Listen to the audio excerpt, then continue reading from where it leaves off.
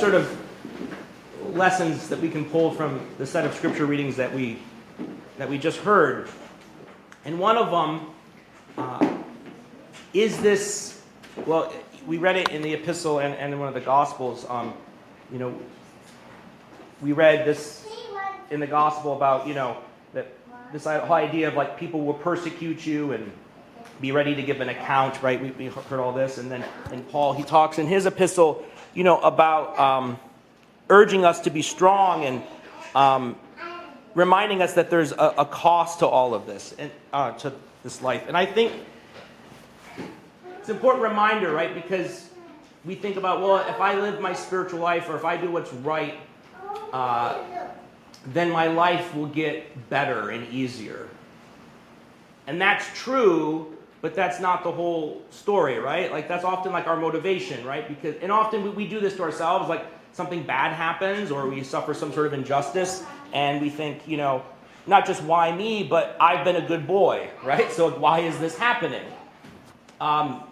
And this is definitely true. There's a really strong tradition, right? You can see it in like Proverbs real easily, right? Like the two ways, it's like, well, the fool and the wise man, they get contrasted in Proverbs a lot. And, it's clear, like, living a life of wisdom and virtue leads to less suffering and a more fulfilling and flourishing life, right? That has purpose and meaning.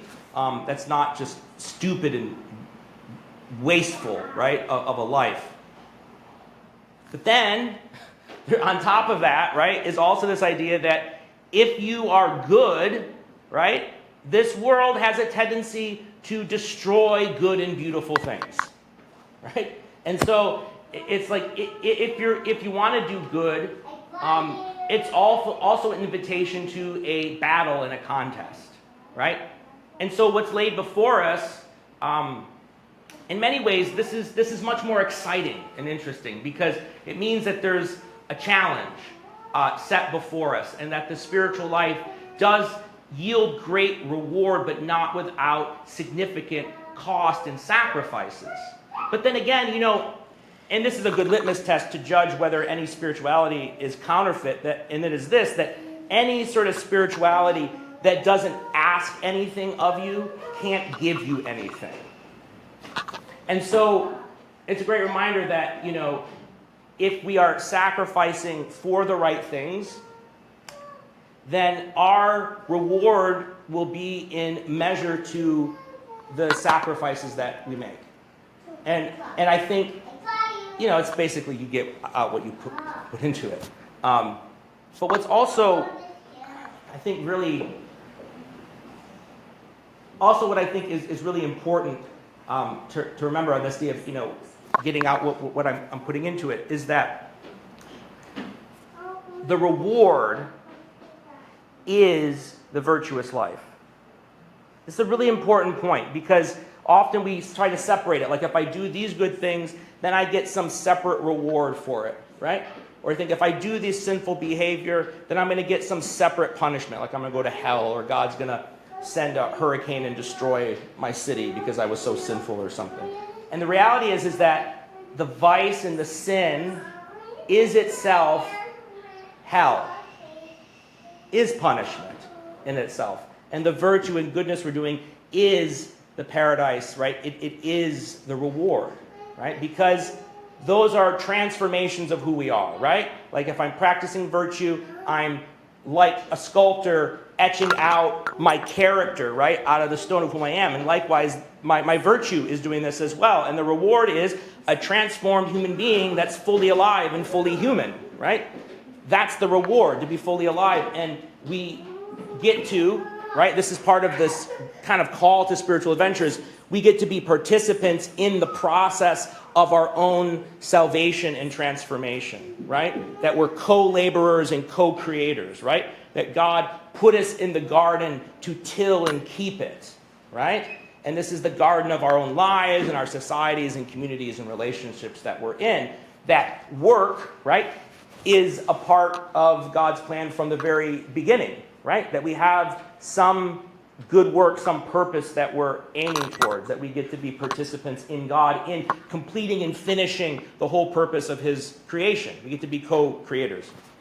And so this is a great, wonderful calling, but the reality is that we're reminded that two things, that yes, the rewards are good, right?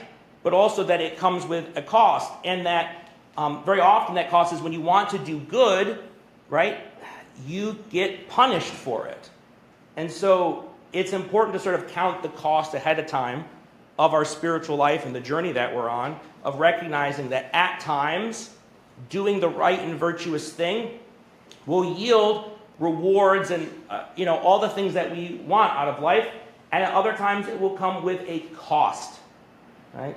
And just knowing that's, and so Paul urges us at the beginning of that epistle, be strong, and it's a great reminder. This is why, I think encouragement is such an important thing for Christians to do amongst each other, is to strengthen and encourage one another, recognizing that the spiritual, work that we're engaged in is difficult and requires some bravery.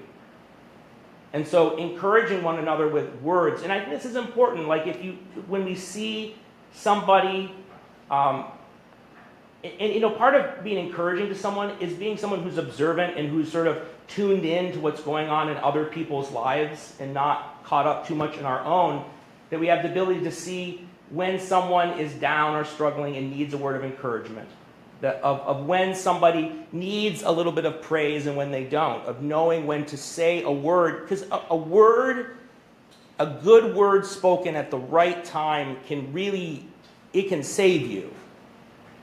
And so don't underestimate your role and responsibility in being an encouragement and an inspiration and someone that other people can lean on, right? And Paul talks a little bit about this in his epistle to Timothy that we read, where he's encouraging Timothy, entrust this word to other good men, as I, basically trained and discipled you, you train and disciple other people. So he's concerned about Timothy, that the way that Paul is replicating and sort of mentoring Timothy, that he's also doing that to same to somebody else. And so we're all in a position very often to be a mentor or a role model or inspiration to other people. I mean, everybody is both sort of like a leader and a follower all the time, right?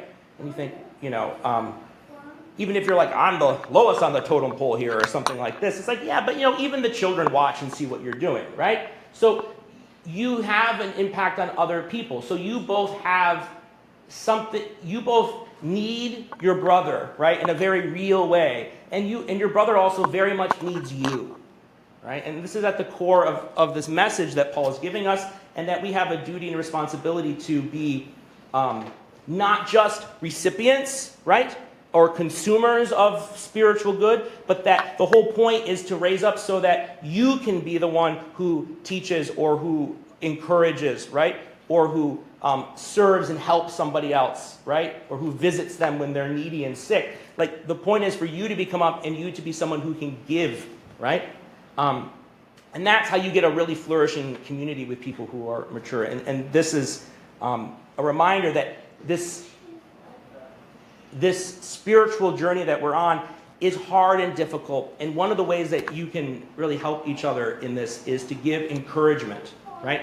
Especially when if you recognize that someone here is struggling and suffering and really paying a cost to do what they know is the right thing to do in their life, to get their life on track, or to do that, and to recognize that in others and to encourage them in that process, because it's difficult and hard.